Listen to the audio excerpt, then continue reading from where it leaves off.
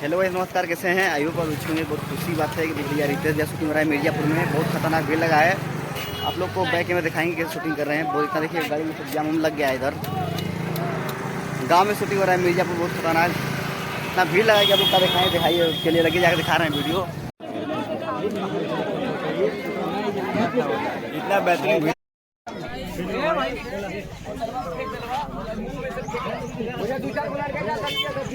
चलो जाओ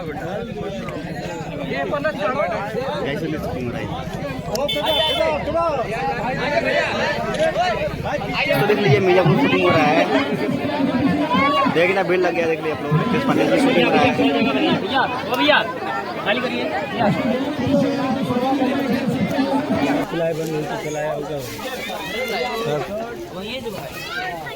तो रोज चला दूंगा वही हो